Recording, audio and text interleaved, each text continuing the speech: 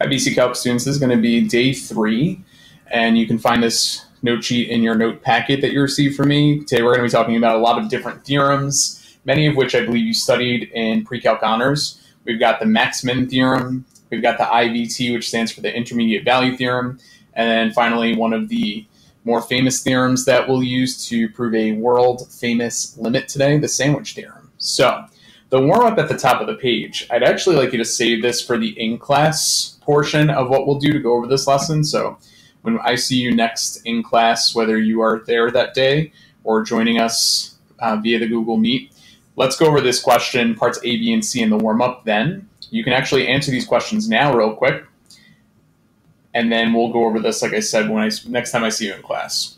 We're going to start, before we get into some of those theorems that were listed at the top of today's notes, we're going to take a look at recalling that a composition of continuous functions is also continuous. Let's see if I can also zoom in so you can see this a little bit better. So we talked a lot about continuity, that the sum of two continuous functions is continuous, the difference, the product, things of that nature. If you have a scalar times a continuous function, that function would still be continuous. But one thing that we really didn't touch on in that prior lesson was about compositions of functions. So for example, if I said y equals absolute value of x, we're pretty confident that that's continuous over the set of real numbers. Then we have the function y equals sine x. That is also continuous over the reals. So therefore, if we do the composition, the absolute value of sine x, that would be a continuous function over the real numbers. So what I want you to do is think for a moment here, if you can create a sketch to confirm that this is a continuous function, think about sort of in your mind what that might look like, and then make a sketch below. Maybe label your axes appropriately. All right. So just in terms of transformations here, I'll wind up sketching this from negative 2 pi to positive 2 pi, so we get an idea. So if we think about the functions just sine x, which has a range of -1 to 1, you know, the original function sine x might look something like this, from -1 to 1. So we're going to see that, and then think about what happens when I put the absolute value bars around that. Well, it's going to take any negative y value and turn it into one that's positive.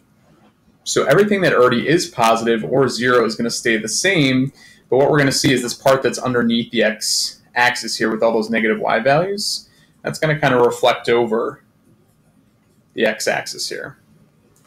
So it's not a complete reflection over the x-axis, but any part that has negative y values associated with it would flip over.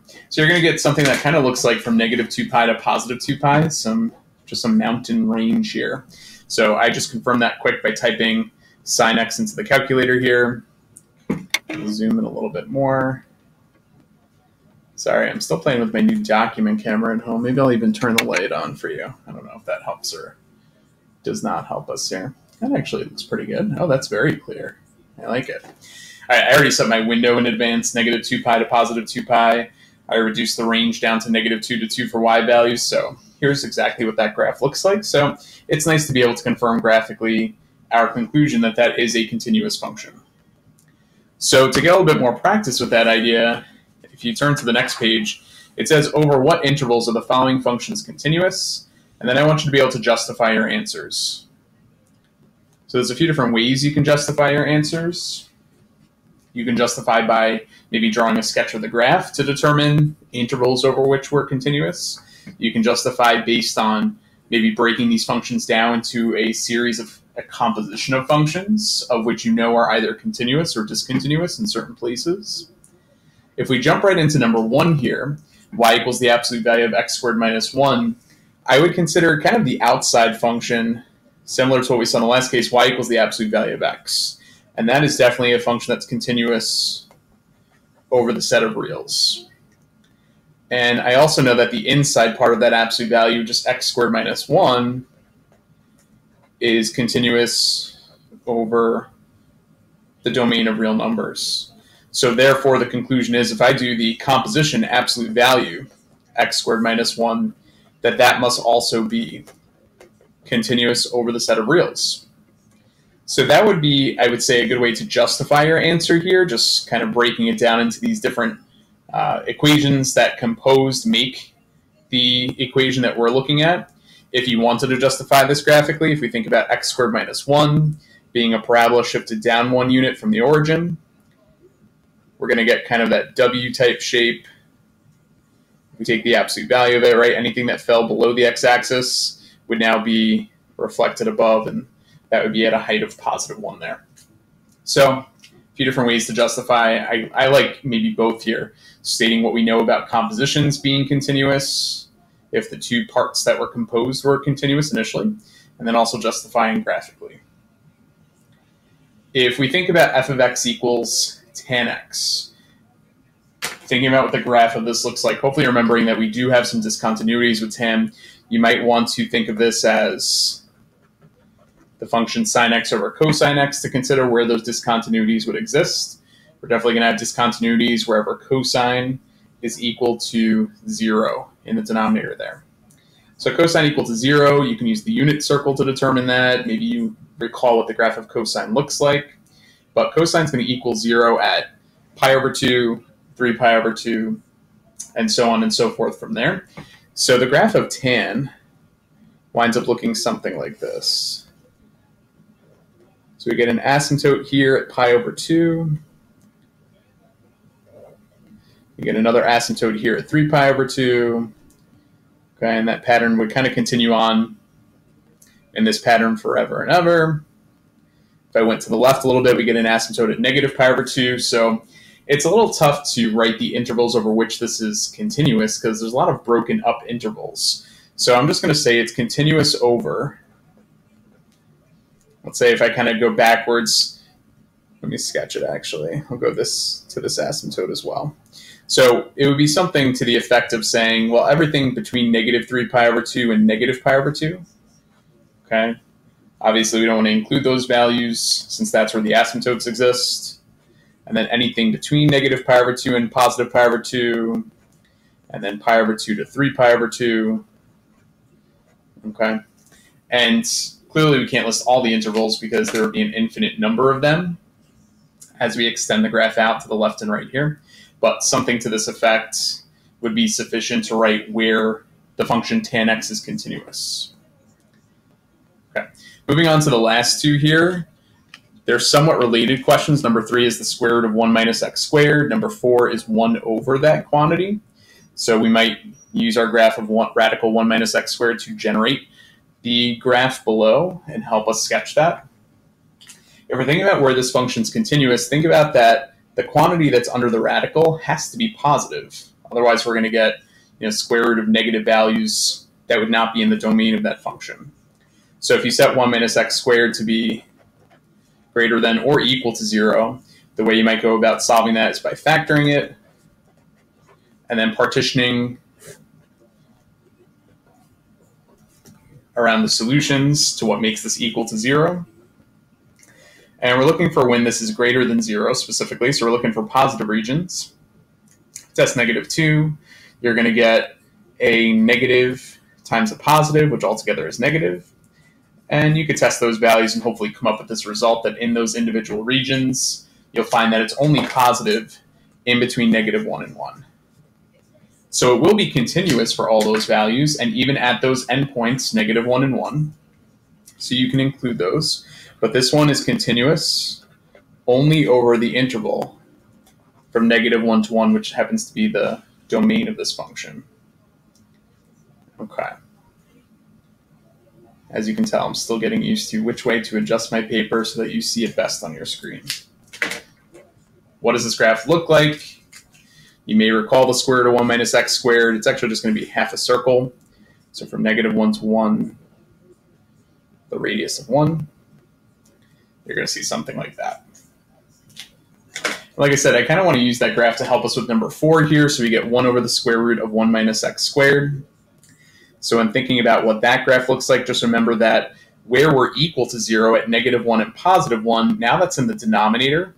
So those are going to wind up being values that make this fraction undefined. And when we get values for the fraction that are undefined, that's going to wind up creating asymptotes there. So at negative 1 and positive 1, we get these vertical asymptotes. In the regions outside of -1 and 1, we're not going to see anything graphed because we have 1 over the square root of a negative, which is an issue, right? It would be the same partitioning as up here. But the major difference being we can't be equal to 0. We can only be greater than 0 now. So what's really happening here is I'm taking the reciprocal of all the y values from this graph, right? 1 over something is the reciprocal.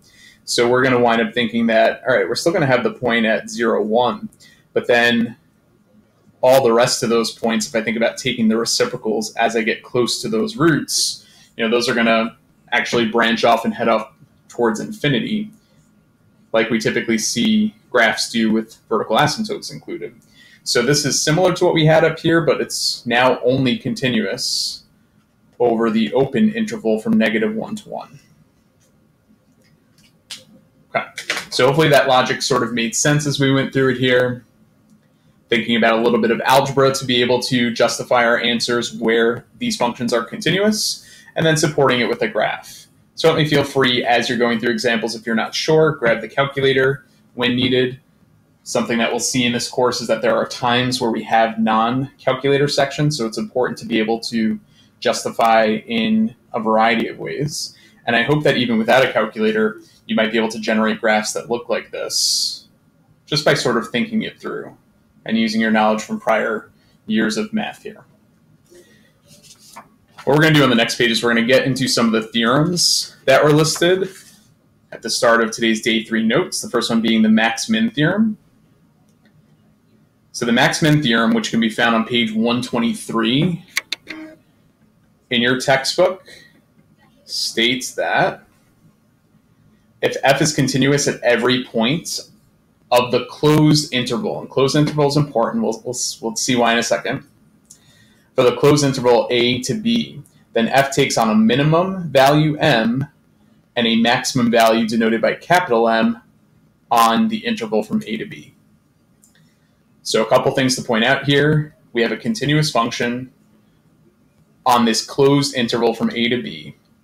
Okay, f would take on a min value and a max value at some point on that interval from a to b.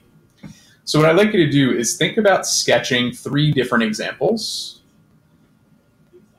One of an example of a continuous function that's min and max are exhibited at the endpoints of the interval from a to b. In the second example, I want you to try and sketch something where the min and max happen at interior points, so not at those endpoints, but somewhere on the interior of the interval from a to b. And finally, in number 3, sketch an example where the min is at an interior point, but the max happens at an endpoint of the interval from a to b. Go ahead and try and sketch an example of those 3 cases. And of course, yours might not look identical to mine, but if you have questions about your sketches, you can always let me know next time I see you in class. Okay, so I pause for a moment because I'm going to show my answers, and then you can kind of jump right back in with me here. All right, here's what I have for number 1. Here's an example where we definitely have a min at one of the endpoints, and the max over this continuous interval is at the other endpoint. So min and max at the endpoints of AB might look something like this. Of course, if you had something that was decreasing, that would have been fine as well. Here's an example for the second case, where the min and max are somewhere on the interior.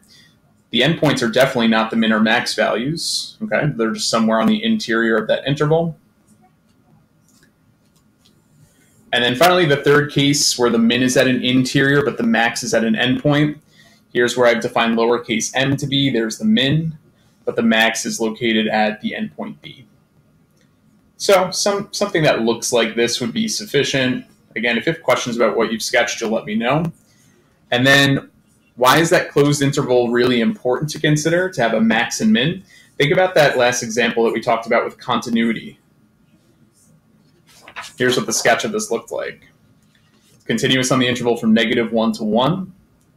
And if we're guaranteeing that we're going to be continuous over a certain closed interval and have a max and min location, notice how on this open interval, we only have a min. We wouldn't have a max value. So that's why we need to, according to the definition, have a closed interval, because without that, for this example, this one would not have a max. It would only have a minimum. Okay. So any questions about the max-min theorem, you will let me know next time I see you. The next page is actually just information about the other two theorems that we're going to cover today. So I'll kind of talk them through briefly in the notes here, and then we'll get into some practice using those theorems. So the first theorem at the top of the next page is the intermediate value theorem. And essentially what that boils down to is that a function takes on all of its intermediate values. So let's read what that means here. It says if f is a continuous at every point on the closed interval AB, so again we're talking about a closed interval, has to be continuous, and n is any number between f of a and f of b, you can see that denoted pretty clearly in the diagram below, then there is at least one interior point C that's between a and b, where f takes on the value of n. So if we have a continuous function over the interval from a to b, and I pick a y value defined as capital N to be between the y values that are the endpoints at a and b, then there has to be an x value that corresponds with that in between the endpoints a and b. So that's all the intermediate value theorem really says, and guarantees will definitely be true for continuous functions over a closed interval. Moving on to the other theorem, the sandwich theorem. Sandwich theorem I'm hoping you talked about in pre-calc honors last year, because it really helps us to develop what will be known as the world famous limit in calculus. In fact, I'm going to switch to go to the colored version here, and actually you can see that I think pretty nicely here. The colored version really helps to kind of see what's going on here. So we have three different functions. We have f of x, h of x, and g of x, and this condition is true that f of x is always less than or equal to h of x, and always less than or equal to g of x. Look at that in the diagram below. And that's true. F of x is always underneath the function h of x, kind of in this bluish purple color, and then the red function up top is g of x. Okay, so for all the x values not equal to c in some interval about c, this is all true. And here's what we know. If the limit as x approaches c for g of x is the same as the limit as x approaches c for f of x, so if the bottom function and the top function have the same limit as x approaches c, right? Then the function in the middle has to have that same limit as x approaches c. Limit of the bottom function, limit of the top function as x approaches c are equal, then the function in the middle has to have that same limit. And that's basically what the sandwich theorem tells us here.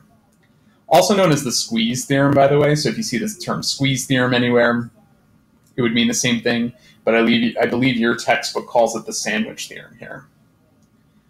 Okay, so let's actually use the sandwich theorem. I've been referring to this world's famous limit. You might know what it is already. Okay. Let's see. Okay, here's the world famous limit. The world famous limit is the limit as x goes to 0 for sin x over x is 1.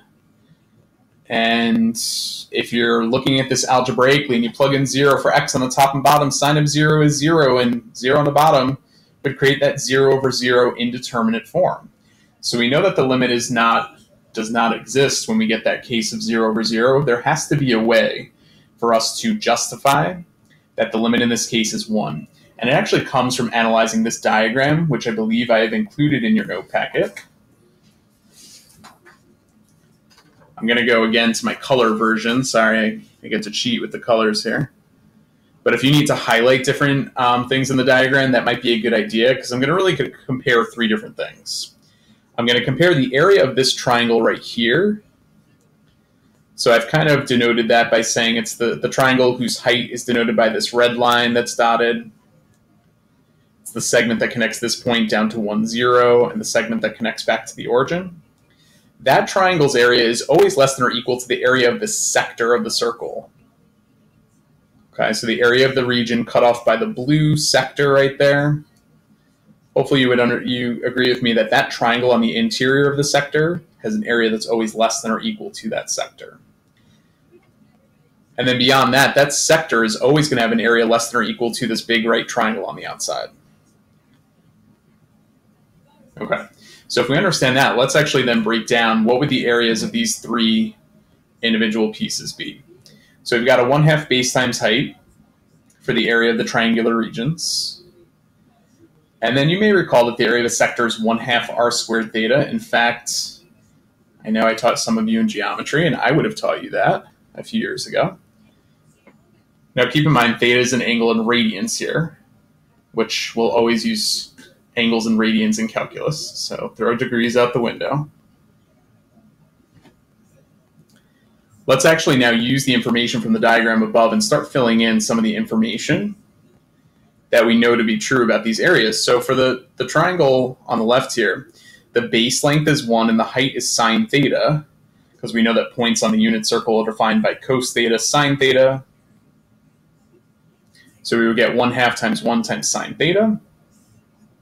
The area of the sector, the radius of the circle is 1, so it would be 1/2 of 1 squared times that central angle theta.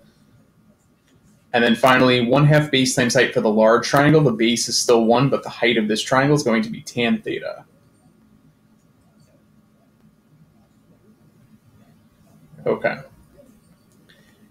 So if we're okay with that substitution here, then what we're going to do from there is just kind of simplify everything. So the first area would be sine theta over 2, the middle area would be theta over 2, and then the last is tan theta over 2.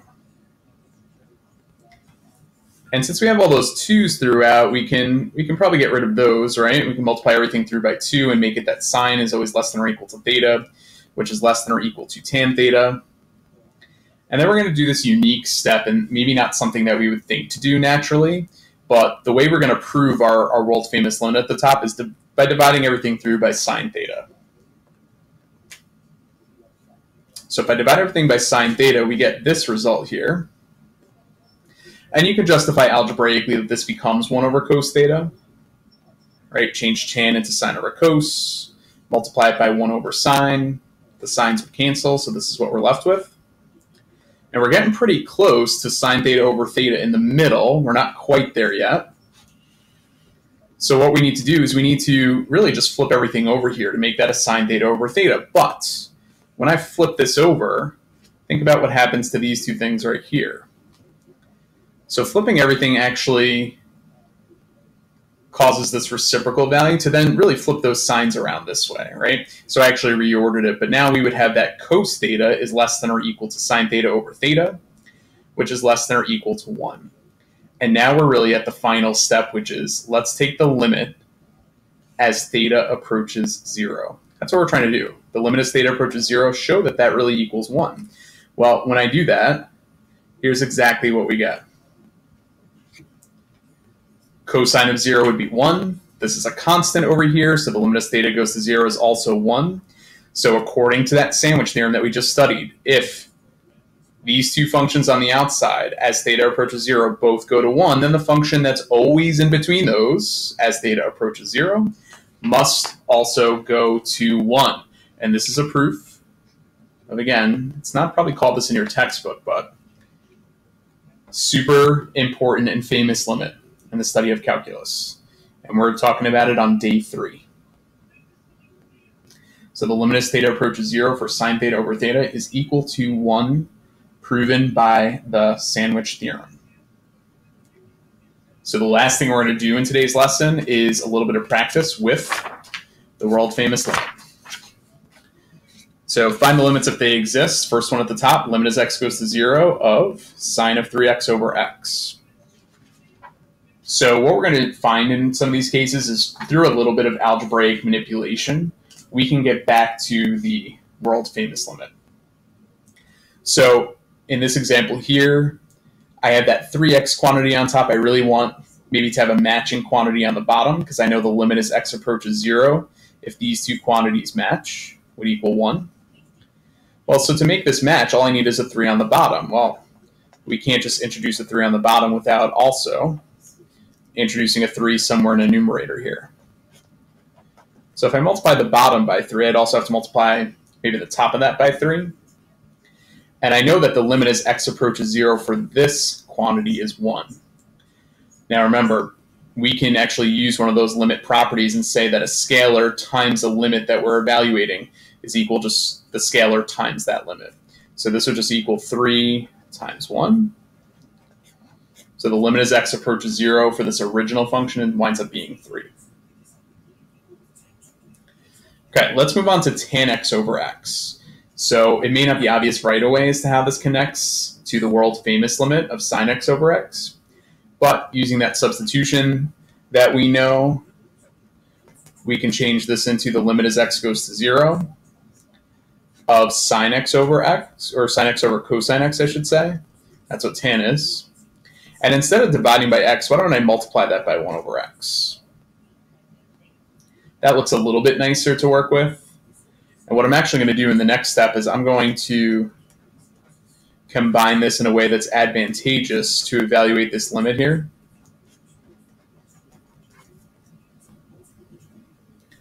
We like that sine x over x piece because we know what that is as x goes to 0. Remember that the limit of a product is equal to the product of the limits. So I can evaluate this limit, I can evaluate that limit, and then multiply them together. Limit as x goes to 0 for sine x over x is 1, world famous limit. So 1 over cos x as x goes to 0. Cos of 0 is also 1, and 1 times 1 is 1. So now we've actually also proven here that the limit as x goes to 0 for tan x over x winds up equaling 1 as well. Finally, that last question here, limit as x goes to 0 for sine of 3x over sine of 5x. So we're going to have to get a little bit creative with this one as well. Okay, so when I see sine of 3x from the example up above, we know that we want a 3x below it so that that 3x quantity will match. This way, when I take the limit as x goes to 0, that's going to go to 1. But I can't just put 3x in the denominator without also putting 3x in the numerator. Okay. Now, I'm going to actually create one more fraction here, and I'm going to put, in this case, in the last fraction, sine of 5x in the denominator. Because similarly, the limit as x goes to 0 for x over sine x would be 1. We could have actually stopped in our proof at this step right here and shown that, right? Theta over sine theta. If I take the limit as theta goes to 0, this would also equal 1.